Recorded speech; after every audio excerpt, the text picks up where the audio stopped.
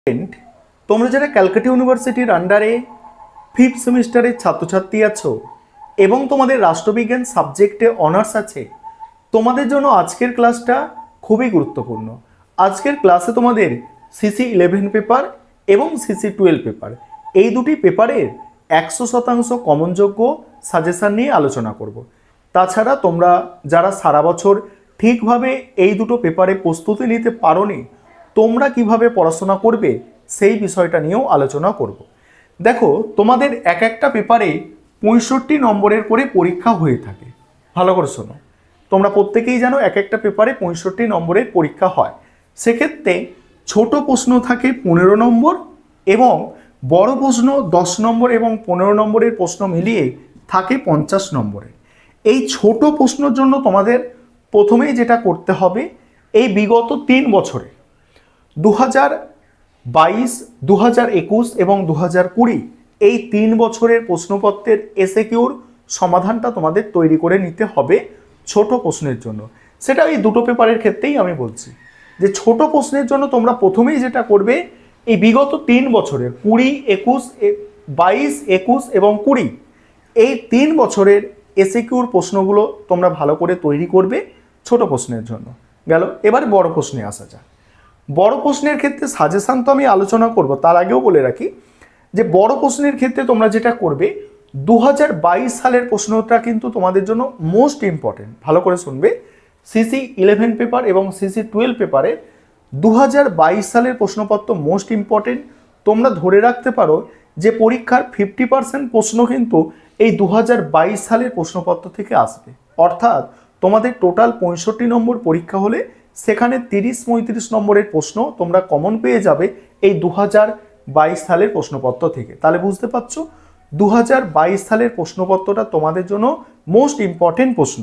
ঠিক আছে, এটাকে ভালো করে তৈরি করলে তারপরে তোমরা 21 এবং 20 দেখতে পারো।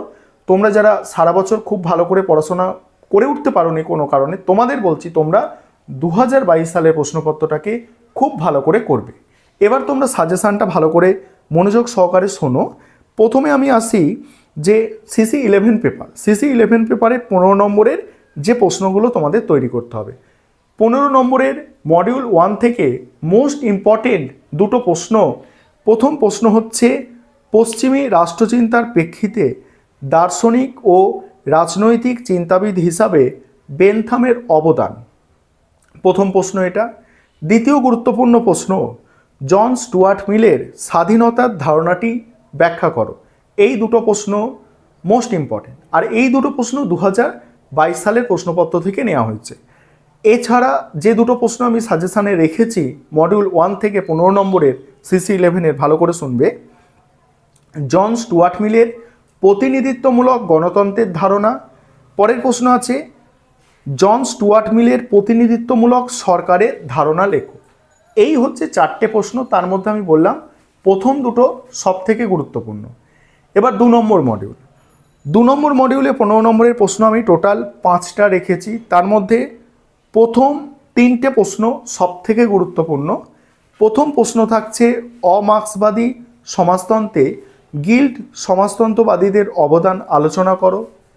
দ্বিতীয় প্রশ্ন থাকছে, সাংস্কৃতিক মার্ক্সবাদ গড়ে তোলায় ফ্রাঙ্কফুর্ট স্কুলের অবদানের ওপর একটি সমালোচনামূলক টিকা লেখো। 3 নম্বর প্রশ্ন থাকছে, কাল্পনিক সমাজতন্ত্রের মূল বক্তব্য ও তার সীমাবদ্ধতা আলোচনা করো। 4 নম্বর প্রশ্ন, বিভিন্ন ধরনের অমার্ক্সীয় সমাজতন্ত্রের ধারণাগুলির তাৎপর্য বিশ্লেষণ করো। আর 5 নম্বর প্রশ্ন, বৈজ্ঞানিক সমাজতন্ত্রের মূল বৈশিষ্ট্যগুলি আলোচনা করো। এখানে আমি 5টা প্রশ্ন বললাম, তার মধ্যে প্রথম 3টে মোস্ট ইম্পর্টেন্ট, তবে তোমরা এই 5টাই দেখে যাওয়ার চেষ্টা করবে মডিউল 2 থেকে। এবার আসি 10 নম্বরের প্রশ্ন। 10 নম্বরের প্রশ্ন CC11 পেপারের মডিউল 1 থেকে, ভালো করে শুনবে। মডিউল 1 থেকে প্রথম প্রশ্ন 10 নম্বরের, পুরো সমাজ সম্পর্কে হেগেলের বক্তব্য সংক্ষেপে আলোচনা করো। দ্বিতীয় প্রশ্ন, গ্রিনের রাজনৈতিক বাধ্যবাধকতার মতবাদ সম্পর্কে একটি টিকা লেখো। 3 নম্বর প্রশ্ন, গ্রিনের স্বাধীনতার ধারণাটি আলোচনা করো। 4 নম্বর প্রশ্ন, গ্রিনের মতানুসারে নৈতিক বাধ্যবতাবোধ ও রাজনৈতিক বাধ্যবতাবোধের সম্পর্ক কী? এবার মডিউল 2 থেকে 10 নম্বরের প্রশ্ন শোনো। সিসি 11 পেপারের প্রথম প্রশ্ন, বৈজ্ঞানিক সমাজবাদের মূল বৈশিষ্ট্যগুলি কি? দ্বিতীয় প্রশ্ন, ফেবিয়ান সমাজতন্ত্রের ওপর একটি টিকা লেখো। 3 নম্বর প্রশ্ন, নৈরাজ্যবাদের ওপর একটি সংক্ষিপ্ত টিকা। 4 নম্বর প্রশ্ন, উত্তর মার্ক্সবাদী তত্ত্বের উদ্ভবের কারণগুলি লেখো। 5 নম্বর প্রশ্ন, গিল্ড সমাজতন্ত্র বলতে কী বোঝো? এই হচ্ছে তোমাদের সিসি 11 পেপারের সাজেশান। এবার সিসি 12 পেপারটা মনোযোগ দিয়ে শোনো। সিসি 12 পেপারের সাজেশান আলোচনা করব। তার আগে যে বিষয়টা তোমাদের বলার আছে, তোমাদের জন্য অনলাইন কোচিং ক্লাস চলছে। তোমরা যদি কেউ পেড ব্যাচে অ্যাডমিশন নিতে ইচ্ছুক থাকো, স্ক্রিনে যে নম্বরটা দেখতে পাচ্ছ এই নম্বরে যোগাযোগ করে তোমরা পেড ব্যাচে অ্যাডমিশন নিতে পারো। এবারে 15 নম্বরের প্রশ্নগুলো ভালো করে শোনো। সিসি 12 পেপার থেকে 15 নম্বরের আমি 4টে প্রশ্ন রেখেছি, 4টে নয় 3টে প্রশ্ন রেখেছি মডিউল 1 থেকে। প্রথম 2টো প্রশ্ন করলে আশা রাখি একটা প্রশ্ন কমন পাওয়া যায় সিসি 12 পেপার থেকে। প্রথম প্রশ্ন, রাজনৈতিক অংশগ্রহণ কাকে বলে? এর সঙ্গেই আছে এর বিভিন্ন রূপগুলি আলোচনা করো। দ্বিতীয় প্রশ্ন, রাজনৈতিক উন্নয়নের বৈশিষ্ট্যগুলি কি? রাজনৈতিক উন্নয়নের ঐতিহ্যের ভূমিকা আলোচনা করো। 3 নম্বর প্রশ্ন, রাজনৈতিক উন্নয়নে আধুনিকতার ভূমিকা আলোচনা করো। এই 3টে তোমাদের মডিউল 1 থেকে 15 নম্বরের প্রশ্ন, তার মধ্যে প্রথম 2টো মোস্ট ইম্পর্টেন্ট। এবার মডিউল 2 থেকে 15 নম্বরের প্রশ্নগুলো তোমরা একটু শুনবে। ধর্ম ও রাজনীতির মধ্যে সম্পর্ক আলোচনা করো, মোস্ট ইম্পর্টেন্ট প্রশ্ন। পরের প্রশ্ন আছে, রাজনীতিতে সামরিক বাহিনীর হস্তক্ষেপের কারণগুলি উদাহরণসহ ব্যাখ্যা করো।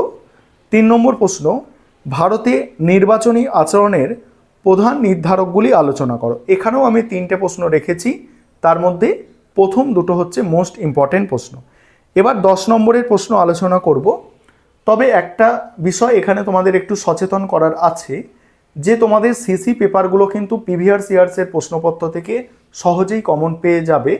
তবে ডিএসসি পেপার যেগুলো আছে সেগুলো কিন্তু তোমাদের একটু ভালো করে তৈরি করতে হবে, কারণ ডিএসসি পেপারে প্রিভিয়াস ইয়ার্সের প্রশ্নপত্র থেকে খুব বেশি প্রশ্ন কমন আসে না। তাই ডিএসসি পেপারগুলো একটু সচেতনভাবে পড়বে, কারণ ডিএসসি পেপারে যদি সাপ্লি এসে যায় কোনো একটাতে, তাহলে কিন্তু তোমার সেমিস্টার নট ক্লিয়ার হবে। সেক্ষেত্রে কিন্তু একটা বছর গ্যাপ হয়ে যাবে 5th সেমিস্টারে কারো যদি সাপ্লি থাকে। তাই জানুয়ারির প্রথমেই পরীক্ষা, 10 তারিখের মধ্যে তোমাদের পরীক্ষা শুরু হচ্ছে, তোমরা প্রত্যেকেই জানো। সেক্ষেত্রে তোমরা এখন থেকে সচেতন হও। এখন থেকে যদি একটু ভালো করে পড়াশোনা করো, তাহলে কিন্তু মোটামুটি ভালো নম্বর পেয়ে তোমাদের পাস কিন্তু হয়ে যাবে। এবারে 10 নম্বরের প্রশ্নগুলো শুনে নাও। 10 নম্বরের প্রশ্ন কিন্তু একটু বেশি করতে হবে। মডিউল 1 থেকে একটু বেশি প্রশ্ন আছে 10 নম্বরের। প্রথম প্রশ্ন, রাজনীতির সামাজিক ভিত্তিগুলি আলোচনা করো। দ্বিতীয় প্রশ্ন, রাজনৈতিক যোগাযোগে কাঠামোগুলির ভূমিকা ব্যাখ্যা করো। 3 নম্বর প্রশ্ন, রাজনৈতিক বিকাশ ও সামাজিক পরিবর্তন সম্পর্কে আলোচনা করো। 4 নম্বর প্রশ্ন, রাজনৈতিক সামাজিকরণে পরিবারের ভূমিকা পর্যালোচনা করো। 5 নম্বর প্রশ্ন, রাজনৈতিক সংস্কৃতির শ্রেণীবিভাগের ওপর একটি টিকা লেখো। 6 নম্বর প্রশ্ন, রাজনৈতিক যোগাযোগে ভাষার ভূমিকা। 7 নম্বর প্রশ্ন, রাজনৈতিক যোগাযোগে গণমাধ্যমের ভূমিকা। দেখো 10 নম্বরের প্রশ্ন ক্যালকাটা ইউনিভার্সিটির যে নির্দেশ দেওয়া আছে, কোয়েশ্চেন পেপার লেখাই আছে, দেখবে 100 শব্দের মধ্যে লিখতে হচ্ছে। সেক্ষেত্রে এতটা লিখলে, হাফ পেজ লিখলেই কিন্তু 100 শব্দ এসে যায়। তাই 10 নম্বরের প্রশ্ন একটু বেশি তৈরি করতে কোনো ক্ষতি নেই। তবে নোটসগুলোকে কিন্তু সহজ ভাষায় হতে হবে, তাহলে তোমরা কিন্তু মনে রাখতে পারবে। সেইভাবে তোমরা নোটসগুলোকে কিন্তু লিখে মুখস্থ করে, যেখান থেকে নোটস পাচ্ছ তোমরা, যে টিচার দিচ্ছে বা যে শিক্ষক তোমাদের পড়াচ্ছে বা যে বই থেকে পড়ছো বা যেখান থেকে তুমি নোটস কালেক্ট করো না কেন, সেটাকে পড়ে নিজের মতো করে একবার লিখে নেওয়ার চেষ্টা করো, যাতে তোমরা পরীক্ষায় কনসেপ্টটা লিখে আসতে পারো। কনসেপ্টটা আগে বুঝতে হবে, তবেই তো তুমি লিখতে পারবে। সেই কারণেই বিষয়টা বললাম তোমাদের। এবার মডিউল 2 থেকে 10 নম্বরের প্রশ্ন যেগুলো তোমাদের তৈরি করতে হবে শোনো। প্রথম প্রশ্ন, রাজনৈতিক স্তরায়নে শ্রেণীর গুরুত্ব ব্যাখ্যা করো। দ্বিতীয় প্রশ্ন, নারীর ক্ষমতায়নের ধারণাটি পর্যালোচনা করো। 3 নম্বর প্রশ্ন, ধর্ম সম্পর্কে ওয়েবারের দৃষ্টিভঙ্গি ব্যাখ্যা করো। 4 নম্বর প্রশ্ন, ভারতে নির্বাচনী আচরণের ওপর টিকা লেখো। এই হচ্ছে তোমাদের সম্পূর্ণ সাজেশন। আশা করি এই প্রশ্নগুলো তোমরা করলে অবশ্যই তোমাদের পরীক্ষা ভালো হবে এবং ভালো নম্বর পেয়ে তোমরা পাস করবে।